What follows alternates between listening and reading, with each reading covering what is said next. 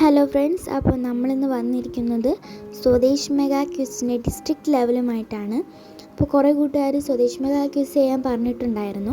അപ്പോൾ നമ്മൾ കുറച്ച് ലേറ്റായി, എന്നാലും രാത്രിയിലാണ് നമ്മൾ ഈ വീഡിയോ ഇടുന്നത്. കൂട്ടുകാർ രാവിലെ കിട്ടുമ്പോൾ എടുത്ത് എന്ത് ചെയ്യുക, കാണുക. അപ്പോൾ നമ്മുടെ വീഡിയോയിൽ കടക്കും മുമ്പ് എല്ലാ കൂട്ടുകാരും അവസാനം വരെ കാണണേ. ആദ്യത്തെ ചോദ്യം: ഭരണഘടനാ നിർമ്മാണ സഭയെ ആദ്യമായി അഭിസംബോധന ചെയ്തത് ആരായിരുന്നു? ഉത്തരം JB കൃപലാനി. വളരെ ഇമ്പോർട്ടൻ്റ് ആണ്. ലോകത്തിലെ ആദ്യത്തെ എക്കോ സിറ്റി നിലവിൽ വരുന്നത് എവിടെയാണ്? ഉത്തരം നിയോം.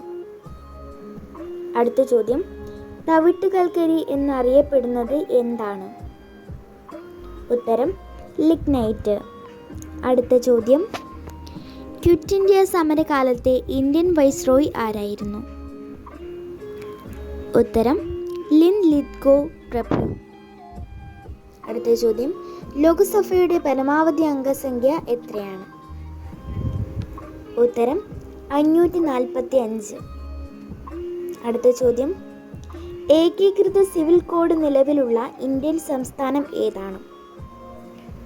ഉത്തരം ഗോവ. അടുത്ത ചോദ്യം: ദൈർഘ്യം ഏറ്റവും കുറഞ്ഞത് ഏത് രാജ്യത്തിൻ്റെ ദേശീയ ഗാനത്തിനാണ്? ഏറ്റവും കുറവ് ദൈർഘ്യമുള്ളത്. ഉത്തരം ഉഗാണ്ട. അടുത്ത ചോദ്യം: സോഡാ ജലത്തിൽ കലർന്നിട്ടുള്ള വാതകം ഏതാണ്? എല്ലാവരും 5ാം ക്ലാസ്സിൽ പഠിച്ചിട്ടുള്ളതായിരിക്കും സോഡാ ജലത്തിൽ കലർന്നിട്ടുള്ള വാതകം. ഉത്തരം കാർബൺ ഡയോക്സൈഡ്. അടുത്ത ചോദ്യം: സുപ്രീം കോടതിയിലെ ആദ്യത്തെ വനിതാ ജഡ്ജി ആരായിരുന്നു? ഉത്തരം ജസ്റ്റിസ് M ഫാത്തിമ VV. അടുത്ത ചോദ്യം: പ്രതിമകളുടെ നഗരം എന്നറിയപ്പെടുന്നത് കേരളത്തിലെ ഒരു ജില്ലയാണ്, അത് ഏത് ജില്ലയാണ്?